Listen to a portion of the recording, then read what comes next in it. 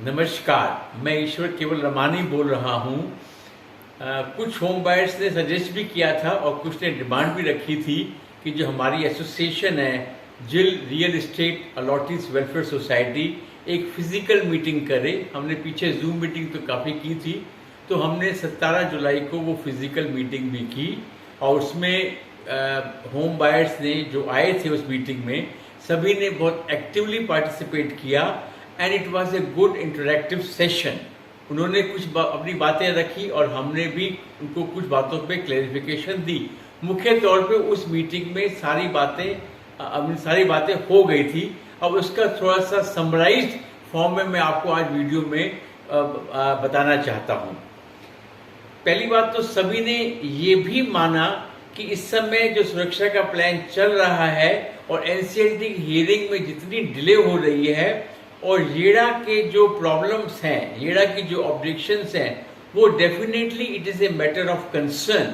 इतना साफ नहीं दिखता कि प्लान एकदम अप्रूव हो जाएगा। उसमें येड़ा की ऑब्जेक्शन डेफिनेटली कंसर्न है। उस पर भी काफ़ी विस्तार से चर्चा हुई उन सभी लोगों के बीच में। फिर सब बातों के बाद एक एक्शन प्लान निकला कि हमें क्या करना चाहिए। तो पहले तो यही लोगों ने कहा कि आप एक बार फिर से सुरक्षा को फॉलो करो और उनका भी व्यू पॉइंट लो। तो और अभी आपने देखा होगा कि हमने सुरक्षा के सीएमडी को मेल भी की है और होम बायर्स को भी रिक्वेस्ट किया है कि आप लोग भी मेल लिखो सुरक्षा को और उनको ये कहा जाए कि एक वेबिनार मीटिंग अरेंज करके होम बायर्स को अपना पोजीशन क्लियर बताएं कि वो कब तक उनके हिसाब से ये प्लान अप्रूव हो सकता है। तो उसमें हमने एक्शन ले लिया है। अब उसका जो आउटकम आएगा, जब वो कहेंगे हाँ अब हम वेबिनार मीटिंग करने को तैयार हैं, तो we will definitely update all of you in all groups. तो ये पहला एक्शन प्लान हमने ले लिया है। इसके बाद जो हमने फॉर्म में बातें लिखी थी अपने मेंबरशिप फॉर्म में, उस पर भी सारी बातें क्लियर ढंग से सबको बताई गई और उसमें ये कहा गया कि अगर सुरक्षा का प्लान अप्रूव हो जाता है तो डेफिनेटली एसोसिएशन चाहेगी कि वो मॉनिटरिंग कमेटी में आए और उसके क्वालिटी और कंस्ट्रक्शन की टाइमलाइन को और क्वालिटी को मॉनिटर करे। उस केस में एसोसिएशन का रोल ये होगा। बट इन केस सुरक्षा का प्लान अप्रूव नहीं होता है, इस पे भी बातें हुई और उसमें ये कहा गया भी क्या क्या सजेशन हम अल्टरनेट दे सकते हैं। तो कई सजेशंस हैं, पर मुख्य तौर पे रिवर्स सीआईआरपी को लेके भी विस्तार में चर्चा हुई, जिसमें कई लोगों ने अपने क्वेश्चंस भी पूछे। अब रिवर्स सीआईआरपी पे मैं आपको थोड़ा सा फिर से बता देता हूं कि रिवर्स सीआईआरपी कॉन्सेप्ट में जो सुपरटेक में रिसेंटली एनसीलेट ने अडॉप्ट किया, वो ये कहता है कि इसमें अर्स्टवाइल प्रमोटर का काम होता है उसे कंस्ट्रक्शन को एक्सपीडाइट करना और अगर शॉर्टफॉल ऑफ फंड्स है तो उसका अरेंजमेंट करना। और वो इसमें erstwhile promoter as a contractor काम करता है, वो कंपनी का ओनर नहीं बनता। और हमारे केस में फॉर्चुनेटली शॉर्टफॉल ऑफ फंड्स की सिचुएशन नहीं है। कंपनी के अंदर एसेट्स हैं, कंपनी के बैंक में इतना पैसा है कि कंस्ट्रक्शन मैनेज हो जाएगी। ये बात का भी हमने क्लैरिफाई लोगों को किया और ultimately after some discussion everybody was convinced कि हाँ इसमें फंड्स की शॉर्टेज नहीं है। और ये भी माना कि अगर सुरक्षा का प्लान नहीं अप्रूव होता तो हमें लीगल फोरम में, जैसे एसोसिएशन ने लिखा है अपने मेंबरशिप फॉर्म में कि हम लीगल फोरम में जाएंगे उस कंडीशन में अगर प्लान सुरक्षा का अप्रूव नहीं होता। तो लीगल फोरम में जाने के लिए ये बात भी सामने आई कि हमें कम से कम 1000 होम बायर्स का सपोर्ट होना चाहिए।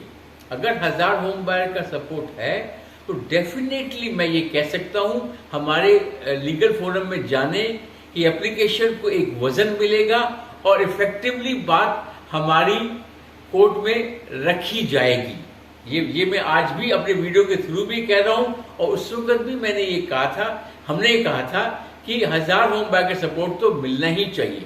अगर 20,000 होम बायर्स में 1000 होम बायर का सपोर्ट भी नहीं मिलता तो फिर कंस्ट्रक्शन स्टार्ट कैसे हम कर सका, क्या कैसे हम उम्मीद करें कि कंस्ट्रक्शन स्टार्ट हो जाएगी। तो ये बात सब महसूस कर रहे थे जो वहाँ बैठे थे। अगर मान लो 20 में 1000 में से 1000 भी नहीं आ सकते तो शायद हमारे को स्ट्रेटेजी बदलनी पड़ेगी, हमको सोचना पड़ेगा कि क्या करें। क्योंकि इसलिए कई लोगों ने तो कहा कि हम वाकई में वो बात से एग्री कर रहे थे कि अगर 5% लोग भी अगर इकट्ठे नहीं हो सकते हैं तो फिर इतने सारे एफर्ट लगाने का कोई मतलब नहीं बनता है। तो ये सारी बातें भी उस वक्त हुई थी। अब हमको सोचना है कि हमें अगर कंस्ट्रक्शन पे जोर देना है तो डेफिनेटली 5% होम बायर्स को तो खड़ा होना ही पड़ेगा साथ में, अदरवाइज इसका कोई औचित्य नहीं बनता। हम तो यही कहेंगे, हमारी एसोसिएशन तो यही कहेगी। और बाकी यहाँ पे एक बात मैं और भी बताना चाहता हूँ कि क्या कहते हैं, सुरक्षा के प्लान को लेकर बार बार एक भ्रम आ जाता है। कुछ होम बायर्स उम्मीद फेंक देते हैं कि अब तो चलो ये प्लान अप्रूव हो जाएगा। जैसे पहले आपने देखा कि वो कह रहे थे मार्च में अप्रूव हो जाएगा, फिर कहा अप्रैल में अप्रूव हो जाएगा, फिर कहा जुलाई में हो जाएगा, अब कह रहे हैं अगस्त में हो जाएगा। अभी रिसेंटली जो 20 जुलाई को एनसीएलटी में हियरिंग होनी थी वो भी पोस्टपोन हो गई और अब हियरिंग 3 अगस्त को है। अब 3 अगस्त को हियरिंग होनी है तो आपको लगता है कि 15 अगस्त तक ये प्लान रैप अप हो जाएगा? आप सोचिए। और दूसरा मैं आपको ये भी कहना चाहता हूँ कि जब हम लीगल फोरम में जाएंगे तो लॉयर की फीस भी काफ़ी महंगी होती है। तो डेफिनेटली एसोसिएशन को होम बायर की स्ट्रेंथ भी चाहिए और फंड्स भी चाहिए। यहाँ पे मैं आज ये भी आपको बताना चाहता हूँ कि एसोसिएशन के जो ऑफिस बेरर हैं वो कोई पैसा नहीं ले रहे, वो सब लोग अपना मन से फ्री ऑफ कॉस्ट काम कर रहे हैं। ये भी मैं आपको आज नॉलेज में डाल देता हूँ।